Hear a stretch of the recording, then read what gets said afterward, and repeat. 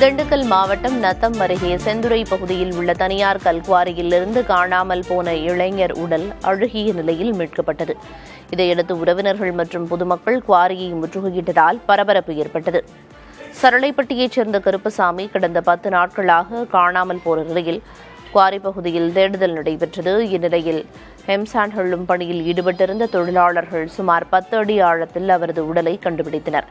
தகவல் அறிந்த உறவினர்கள் மற்றும் பொதுமக்கள் குவாரியை முற்றுகையிட்டு போராட்டத்தில் ஈடுபட்டனர்.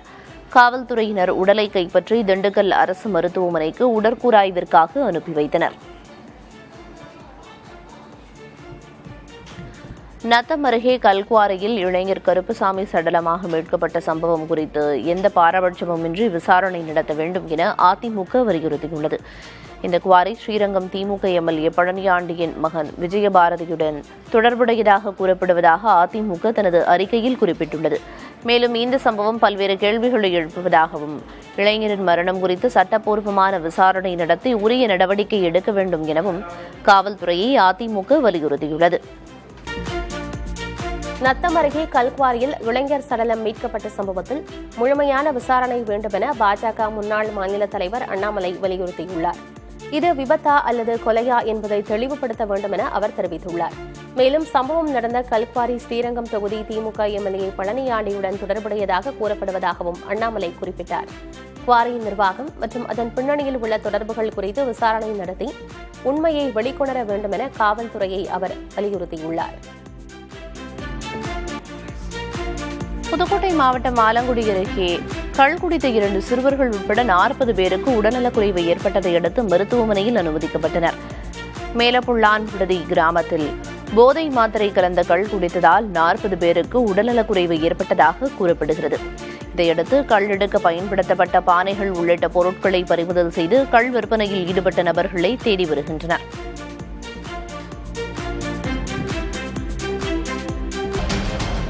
நாமக்கல் மாவட்டம் வெப்படை அருகே தனியார் நூற்பாலை கழிவுநீர் தொட்டியில் விழுந்து 2 வடமாநில சிறுவர்கள் பரிதாபமாக உயிரிழந்தனர். ஒடிசாவைச் சேர்ந்த தொழிலாளர்களின் குழந்தைகள் விளையாடிக் கொண்டிருந்த போது எதிர்பாராத விதமாக தொட்டியில் விழுந்துள்ளனர். நீண்ட நேரம் தேடுதலுக்கு பின் கழிவுநீர் தொட்டியிலிருந்து குழந்தைகளின் உடல்கள் மீட்கப்பட்டன. குழந்தைகளின் உடல்களை தோளில் சுமந்து பெற்றோர் கதறியது காண்போரை உலுக்கியது. இதுகுறித்து காவல்துறையினர் தீவிர விசாரணை நடத்தி வருகின்றனர்.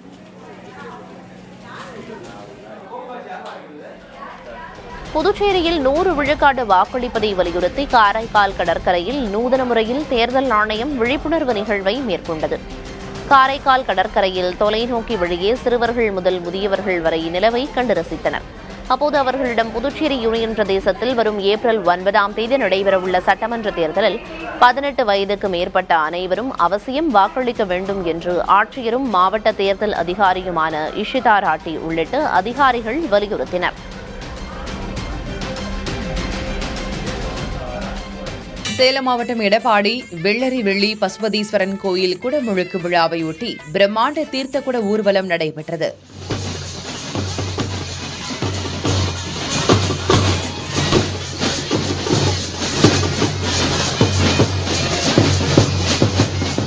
கல்வடங்கம் காவிரி ஆற்றிலிருந்து புனித நீர் எடுத்து வரப்பட்டு யானை, குதிரை மற்றும் கேரள செண்டை மேளங்களுடன் ஊர்வலம் நகரின் முக்கிய வீதிகள் வழியாக கோயிலை வந்தடைந்தது. இதில் ஆயிரக்கணக்கான பக்தர்கள் கலந்து கொண்டு சாமி தரிசனம் செய்தனர். வரும் 25ஆம் தேதி குடமுழுக்கு விழா நடைபெறவுள்ளது.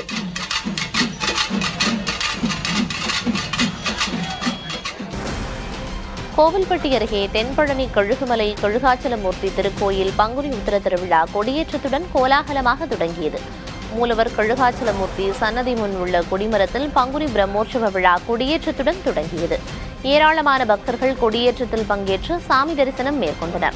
13 நாள் பங்குனி உத்திர திருவிழாவில் வரும் 31ஆம் தேதி தேரோட்டம் நடைபெறவுள்ளது.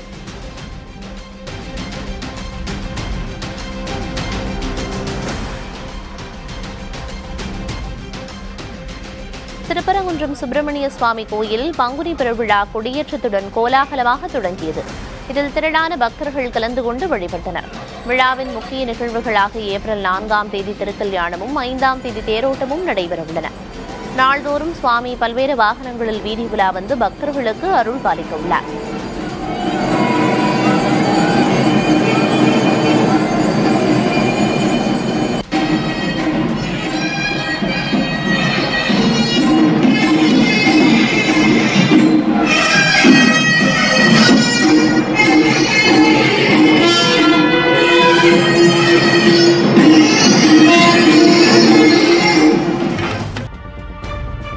சேலம் மாவட்டத்தில் 15 வயது சிறுமி வங்கி ஊழியரால் பாலியல் சீண்டலுக்கு உள்ளானதால் தூக்கிட்டு தற்கொலை செய்து கொண்ட சம்பவம் பேரதிர்ச்சியை ஏற்படுத்தியுள்ளது. வீட்டில் தனியாக இருந்த 9ஆம் வகுப்பு மாணவியிடம் பக்கத்து வீட்டில் வசித்து வந்த தனியார் வங்கி ஊழியர் பாலியல் சீண்டலில் ஈடுபட்டதாக கூறப்படுகிறது. மனமுடைந்து தற்கொலைக்கு முயன்ற சிறுமியை மீட்டு மருத்துவமனைக்கு அழைத்துச் சென்றபோது வழியிலேயே அவர் உயிரிழந்தார். இந்நிலையில் பாலியல் சீண்டலில் ஈடுபட்ட சதீஷ்குமார் மீது போக்சோ மற்றும் தற்கொலைக்கு தூண்டியதாக வழக்குகள் பதிந்து காவல்துறையினர் விசாரித்து வருகின்றனர். ஏற்கனவே கடந்த ஜனவரியில் சிறுமியின் மொபைலுக்கு குறுஞ்செய்தி அனுப்பியதால் காவல்துறையால் எச்சரிக்கப்பட்டவர் சதீஷ்குமார் என்பது குறிப்பிடத்தக்கது. ஈரோடு மாவட்டம் கோபிச்செட்டிப்பாளையம் கொடிவேரி அணை பகுதியில் 100 விழுக்காடு வாக்குப்பதிவை வலியுறுத்தி பொதுமக்களிடம் விழிப்புணர்வு ஏற்படுத்தப்பட்டது.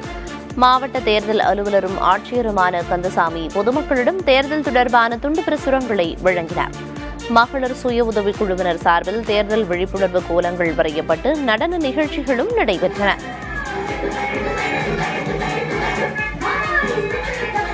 தேர்தல் விழிப்புணர்வு பதாகைகளுடன் ஆட்சியர் பரிசலில் சென்று விழிப்புணர்வு ஏற்படுத்தினார். தேர்தல் விழிப்புணர்வு மணல் சிற்பமும் அமைக்கப்பட்டிருந்தது.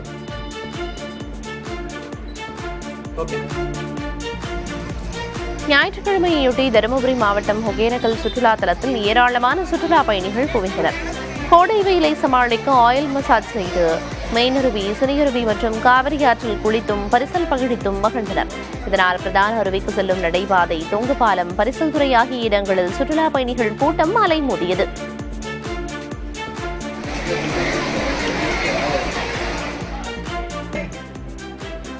திருச்சி ஸ்ரீரங்கம் அருகே ஆஞ்சநேயர் கோயில் கும்பாபிஷேகத்தை முன்னிட்டு புனித நீர் கலசங்கள் ஊர்வலமாக எடுத்து வரப்பட்டது. மேலூர் கிராமத்தில் அமைந்துள்ள சஞ்சீவன் ஆஞ்சநேயர் கோயிலில் 37 அடி உயர ஆஞ்சநேயர் அருள் பாலித்து வருகிறார். இக்கோயில் கும்பாபிஷேகம் வரும் 25ஆம் தேதி நடைபெறவுள்ளது.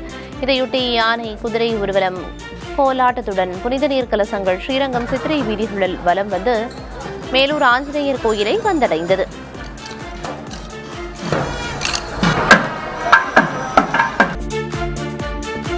திருச்செந்தூரில் சுமார் 75 அடி தூரத்திற்கு கடல் உள்வாங்கியது. திருச்செந்தூர் கோயில் முன்பு உள்ள கடல் பகுதி அவ்வப்போது உள்வாங்குவது வழக்கம். இந்நிலையில் நாழிக்கிணறு பகுதியிலிருந்து சுமார் 500 மீட்டர் நீளத்துக்கு 75 அடி தூரம் கடல் உள்வாங்கியது. இதனால் அதிக அளவில் பாசிகள் வெளியே தெரிந்தன.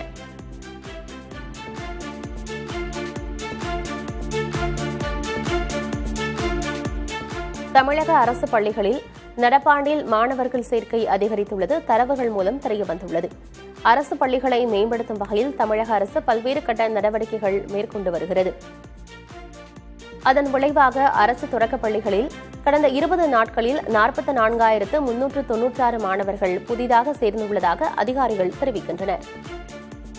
அரசு மற்றும் அரசு நிதி உதவி பெறும் தொடக்க மற்றும் நடுநிலை பள்ளிகளில் 1ஆம் வகுப்பில் 41,439 மாணவர்களும் 2 முதல் 8 வகுப்புகளில் 660 மாணவர்களும் மழலையர் வகுப்புகளில் 2,297 மாணவர்களும் சேர்ந்துள்ளனர்.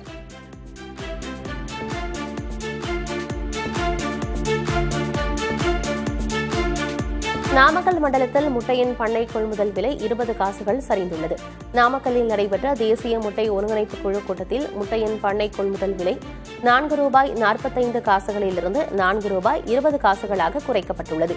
மேற்காசிய போரால் முட்டைகள் தேக்கமடைந்துள்ளதால் விற்பனையை அதிகரிக்கும் நோக்கில் விலை குறைக்கப்பட்டுள்ளதாக கோழிப்பண்ணையாளர்கள் தெரிவிக்கின்றனர்.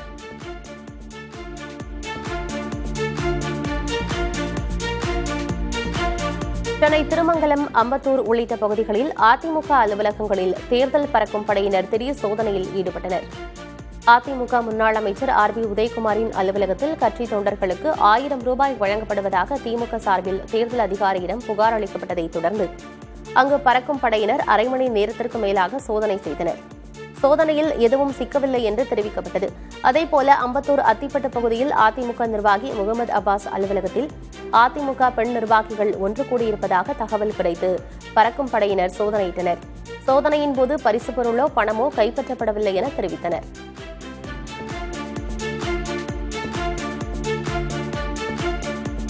விசிகாவுக்கு 6 தொகுதிகள் மட்டுமே கொடுத்து இருந்தால் இருங்கள், இல்லை என்றால் செல்லுங்கள் என்ற ரீதியில் திமுக நடந்து கொள்கிறது என்று தாவேக நிர்வாகி ஆதவர்ஜனா கூறினார். சென்னை ஆர்கே நகரில் பேசிய அவர், தலித் மக்களின் முகமாக வளர்ந்து வந்துள்ள விசிக தலைவர் திருமாவளவன் திமுக அரசுக்கு பல சந்தர்ப்பங்களில் ஆதரவாக நின்றார் என்றும், ஆனால் திமுகவின் பண்ணையார்த்தனம் மாறவே இல்லை என்றும் குற்றம் சாட்டியுள்ளார். தலித் சகோதரர்கள் எத்தனை கோடி பேர் இருக்காங்க? 25% இருக்காங்க. அதாவது ஆதி திராவிடர்கள் 95 லட்சம் பேர் இருக்காங்க. அதோடைய ஒரு முகமா வளர்ந்து வந்தவர் அண்ணன் திருமாவளவன். ஆனா அவருக்கு 6 சீட்டு கொடுத்து இருந்தா இரு, இல்ல போனா போ. இதுதான் நான் சொல்றேன், இதுதான் அட்ராசிட்டி, இதுதான் பண்ணையாத்தனம். திமுகங்கிறது பண்ணையாத்தனத்துல இருந்து மாறவே இல்லை. ஸ்டாலின் அண்ணா வந்தாருன்னா மாறுவார் நினைச்சோம், மாறல. 2011 அவங்க அப்பா கலைஞர் 10 தொகுதி விசிக கொடுத்தாங்க. இன்னைக்கு 5 தொகுதிக்கு மேல கொடுக்க கூடாது, 6 தொகுதிக்கு மேல கொடுக்க கூடாதுன்னு சொல்றாங்கன்னா இவங்களுடைய பிரச்சனை என்னன்னு தெரிஞ்சா பண்ணையார்த்தனம். வரும் சட்டமன்ற தேர்தலில் முன்னாள் அமைச்சர் பொன்முடி போட்டியிடப் போவதில்லை என தகவல்கள் வெளியாகியுள்ளன. விழுப்புரம் மாவட்டத்துக்குட்பட்ட சட்டமன்ற தொகுதிகளுக்கு தேனாம்பேட்டையில் அமைந்துள்ள அண்ணா அறிவாலயத்தில் நேர்காணல் நடைபெற்றது. பொன்முடியின் மகனான கௌதம சிகாமணி போட்டியிட விருப்ப மனு அளித்திருந்த நிலையில் நேர்காணலில் அவர் பங்கேற்றார். முன்னாள் அமைச்சர் பொன்முடி விருப்ப மனு அளிக்காததால் அவர் தேர்தலில் போட்டியிட மாட்டார் என கூறப்படுகிறது.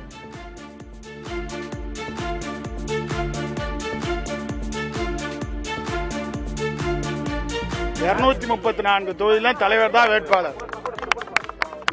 மற்றவங்க எல்லாருமே நாங்கள் வந்தவங்க எல்லாமே ஒரு கருவி தான். மக்கள் அத்தனை பேரும் தலைவருக்காக தான் ஓட்டு போட போறாங்க. எல்லாமே கட்சி எடுக்கிற முடிவு, தலைவர் எடுக்கிற முடிவு தான். விருப்ப மனு கொடுத்திருக்காருங்களா?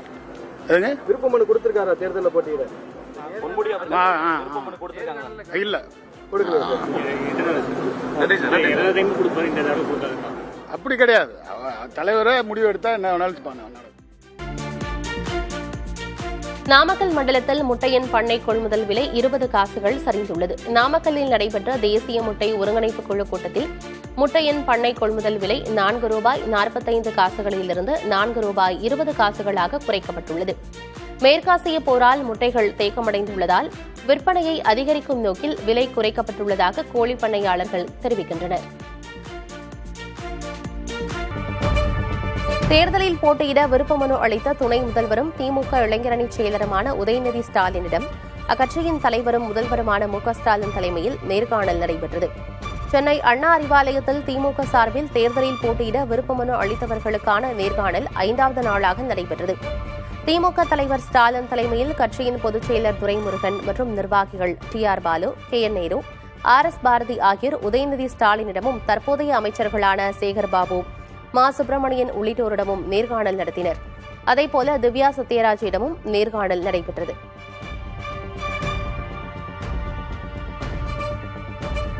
என்கிட்ட என்னோட தொகுதியை பத்தி சில விஷயங்கள் கேட்டாங்க. எவ்வளவு SIRல எவ்வளவு வாக்காளர்கள் நீக்கப்பட்டிருக்காங்க, அதெல்லாம் ஃபாலோ பண்ணீங்களா, சென்ற நாடாளுமன்ற தேர்தலில் என்ன வித்தியாசம், தொகுதிக்கு என்னென்ன செஞ்சு கொடுத்துருக்கீங்க அப்படின்னு கேட்டாங்க. என்னென்ன செஞ்சு கொடுத்துருக்கோம், என்னென்ன வித்தியாசங்கள் ஜெயிச்சிருக்கிறோம் அதெல்லாம் சொன்னேன். போயிட்டு வாங்க, யோசிச்சு முடிவு பண்றோம்னு சொல்லிட்டாங்க. நான் 1000 விளக்கு வேளச்சேரி கேட்டிருக்கேன். தொண்டு நிறுவனம் மூலமா வறுமை கோட்டுக்கு கீழே இருக்கிற மக்களுக்கு நிறைய இலவசமா ஊட்டச்சத்து நிறைஞ்ச உணவு, இரும்பு சத்து மாத்திரைகள், வைட்டமின் மாத்திரைகள், சானிட்டரி நாப்கின்ஸ் இதெல்லாம் நான் கொடுத்துட்டு இருந்தேன். ஸோ சென்னையில எந்த ஒரு தொகுதியிலையுமே நான் ஒரு அந்நியமான நபர் கிடையாது.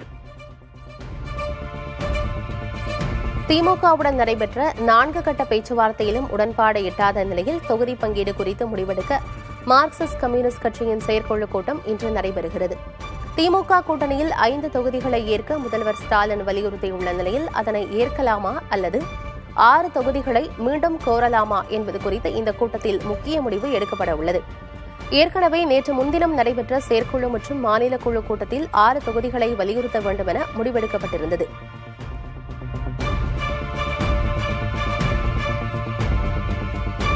தமிழக பாஜக மேலிட பொறுப்பாளர் பியூஷ் கோயல் இன்று சென்னை வரவுள்ள நிலையில் தேசிய ஜனநாயக கூட்டணி கட்சிகளுக்கான தொகுதி பங்கீடு இறுதி செய்யப்படும் என எதிர்பார்க்கப்படுகிறது. அண்மையில் டெல்லி சென்ற அதிமுக பொதுச் செயலர் எடப்பாடி பழனிசாமி, அமமுக பொதுச் செயலர் டிடிவி தினகரன் ஆகியோர் மத்திய அமைச்சர் அமித்ஷாவுடன் தொகுதி பங்கீடு குறித்து தனித்தனியாக பேச்சுவார்த்தை மேற்கொண்டனர். இந்நிலையில் பாஜக மேலிட பொறுப்பாளர் பியூஷ் கோயல் இன்று சென்னை வரும் நிலையில் கூட்டணி கட்சி தலைவர்களுடன் ஆலோசனை நடத்த உள்ளதாக தெரிகிறது. பேச்சுவார்த்தை முடிந்த பிறகு ஒப்பந்தம் கையெழுத்தாகும் என எதிர்பார்க்கப்படுகிறது.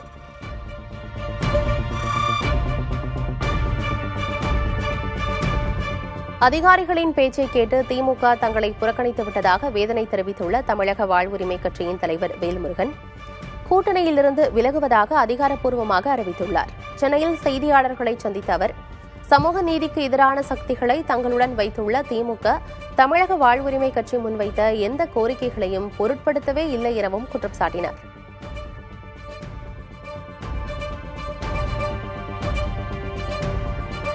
திமுக அரசை பொறுத்தவரையில் ஒரு குறிப்பிட்ட விரல் விட்டு எண்ணக்கூடிய அதிகாரிகளின் ஆட்சிதான் தமிழ்நாட்டில் இந்த நிமிடம் வரையிலும் கூட நடந்தேறி வருகிறது என்று நான் பலமுறை பகிரங்கமாக குற்றம் சாட்டியிருக்கிறேன்.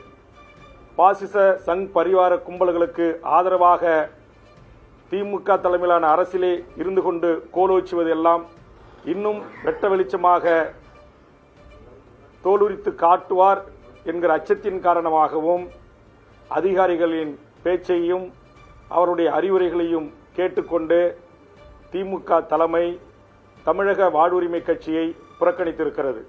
அந்த சமூக நீதிக்கு எதிரான சக்திகளை கூட வைத்துக்கொண்டு எப்படி திமுக சமூக நீதி அரசாக தமிழ்நாட்டில் நடைபோட முடியும்? இன்று முதல் தமிழக வாழ்வுரிமை கட்சி திமுக தலைமையிலான கூட்டணியில் இருந்து விலகுவது என்பதை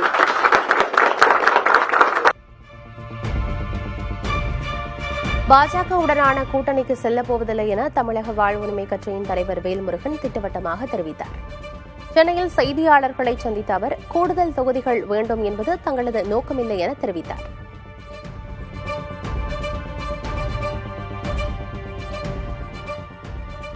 எந்த ஒரு பிரிவு ஒரு அரசியல் கட்சி எங்களை அழைக்கும், எங்களுக்கு கூடுதல் இடம் கொடுக்கும், கூட்டணியில் எங்களை சேர்த்துக்கொள்ளும் அப்படின்லாம் எங்களோட நோக்கமே இல்லை. இந்த நாட்டை மதத்தின் பெயரால் பிளவுபடுத்துற, மதத்தின் பெயரால் மக்களை கூறு போடுகின்ற பாரதிய ஜனதா என்கிற அந்த என்டிஏ தலைமையிலான கூட்டணியில் தமிழக வாழ்வுரிமை கட்சி இடம்பெறாது என்பதை அதிகாரப்பூர்வமாக நான் அறிவிக்கிறேன். அதனால நீங்க உடனே சீட்டுக்காக வேல்முருகன் பிஜேபியோட கூட்டணிக்கு போயிடுவாரு, அங்க போயிடுவாரு, இங்க போயிடுவாரு, அதெல்லாம் கிடையவே கிடையாது. தமிழக வாழ்வுரிமை கட்சியின் தலைவர் வேல்முருகனை அழைத்து மீண்டும் பேச இருப்பதாக திமுக செய்தி தொடர்பாளர் TKS இளங்கோவன் தெரிவித்தார்.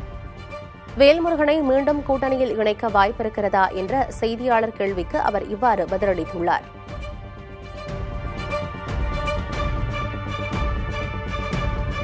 தமிழக வாழ்வுரிமை கட்சியோட தலைவர் வேல்முருகன் உங்க கூட்டணியை விட்டு வெளியேறி இருக்காரு. அது பல்வேறு குற்றச்சாட்டுகளை வைத்து வெளியேறி இருக்காரு. எப்படி பாக்க? இல்லை, அதை பற்றி எங்களுக்கு இன்னும் தகவல் வரலை. நீங்கள் எங்களுக்கு கேட்டது நாங்கள் கூப்பிட்டா பேசுறதுக்கு தயார்னுங்கிற மாதிரி தான் தகவல் வந்திருக்கு.